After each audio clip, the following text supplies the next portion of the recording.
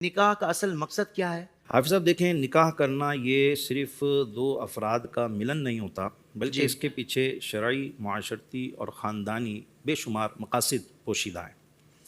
اس میں ایک مقصد یہ بھی ہے نکاح کرنے کا، نکاح کو جو حکم دیا گیا جی کہ تقاضۂ نفسانی کو شرعی تقاضوں کے مطابق حلال اور جائز طریقے سے پورا کرنا، بالکل کیونکہ جب نکاح نہیں ہوگا تو انسان پھر اس تقاضۂ نفسانی کو جو بشری تقاضا ہے اس کو پورا کرنے کے لیے حرام راستوں کو اختیار جی کرے گا۔ جی جی نبی کریم علیہ الصلوۃ والسلام کی بارگاہ میں صلی اللہ صحابہ علیہ کرام علیہم رضوان نے عرض کی، یا رسول اللہ صلی اللہ علیہ وسلم، ہم میں سے کوئی ایک اگر اپنی شہوت کو، تقاضۂ نفسانی کو اگر حلال طریقے سے پورا کرتا ہے تو کیا اس میں اجر ہے؟ وَيَكُونُ لَهُ فِيهَا اجر، کیا اس میں اجر ہے؟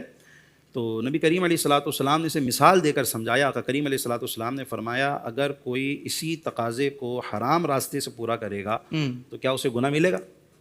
صحابہ کرام نے عرض کی بالکل ملے گا۔ تو نبی کریم علیہ الصلوۃ والسلام نے فرمایا، اسی طرح جب وہ اپنے اس بشری تقاضے کو حلال ذرائع سے پورا کرتا ہے، نکاح کے طور پر پورا کر رہا ہوتا ہے، تو اس میں پھر اسے اجر بھی ملتا ہے۔ اسی طریقے سے نکاح کا ایک مقصد جو ہے وہ عفت، پاک دامنی، شرم و حیا بھی ہے، کہ جب انسان نکاح کے بندھن میں بندھ جاتا ہے تو پھر وہ فضول نگاہی سے بچ جاتا ہے۔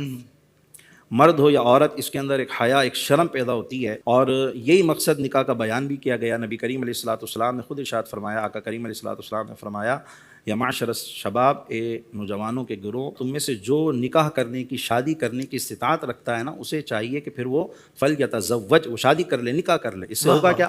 آقا کریم علیہ الصلوۃ والسلام نے فرمایا اس کی نگاہ جھک جائے گی، نگاہ نیچے ہو جائے گی۔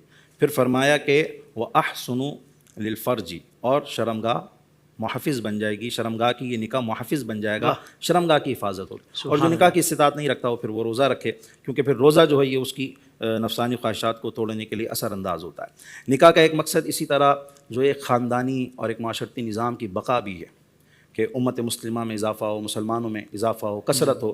اور یہ نبی کریم علیہ الصلوۃ والسلام نے ارشاد بھی فرمایا کہ میں کل بروز محشر دیگر امتوں کے مقابلے میں اپنی امت کی کثرت پر فخر کروں گا۔ واہ ان مقاصد کے ساتھ ساتھ نکاح کا ایک اور بنیادی مقصد بھی ہے جس کی طرف ہمارے لوگ توجہ نہیں کرتے۔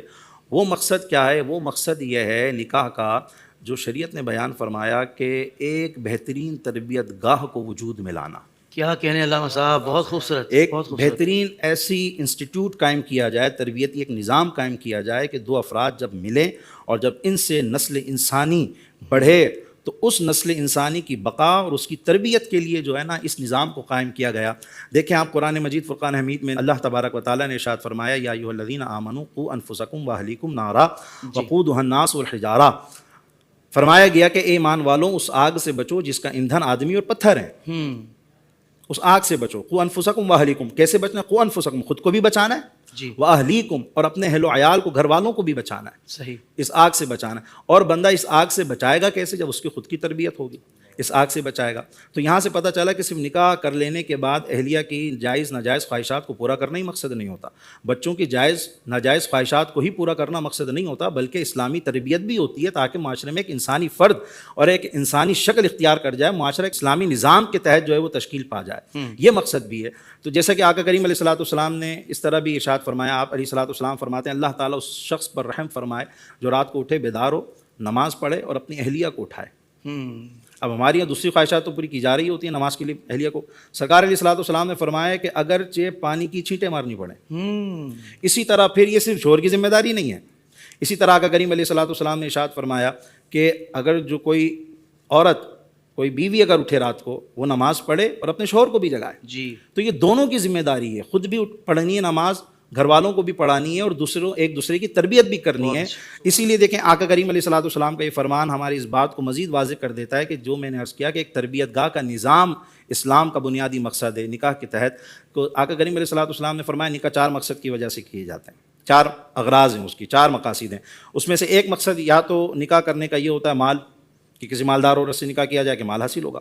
ایک وجہ یہ ہوتی ہے کہ حسب، کہ خاندان دیکھ کر کے بڑے خاندان کے تو ان کی خاندانی شرافت یا ان کے خاندان کے بڑے ہونے کی وجہ سے ہمیں عزت مل جائے گی، ایک مقصد یہ بھی ہوتا ہے۔ ایک مقصد نکاح کرنے کا ہوتا ہے حسن و جمال۔ پھر ایک مقصد آقا کریم علیہ الصلوۃ والسلام نے ارشاد فرمایا نکاح کرنے کا ہے دینداری۔ واہ پھر آقا کریم علیہ الصلوۃ والسلام فرماتے ہیں فظفر بذات لدینھا، تم دیندار عورت کو اختیار کرو۔ واہ اب یہاں پر ان چاروں میں ترجیح کس کو دی؟ دینداری کو، کہ جو خاتون دیندار ہو ان سے نکاح کیا جائے، اور اس کا مقصد بھی اس کے تحت بیان کیا جا رہا ہے اس کے ضمن میں کہ کیونکہ وہ عورت دیندار ہوگی تو بچوں کی تربیت اچھی کرے گی۔ واہ واہ واہ۔ زندگی کے تمام شعبوں میں دینی رہنمائی حاصل کرنے اور آخرت کو بہتر کرنے کے لیے ہمارے YouTube channel Islamic digital studio کو سبسکرائب کر لیں اور بیل آئیکن بھی پریس کر لیں۔ قرآن سے بھی ملاتا ہے ہمارا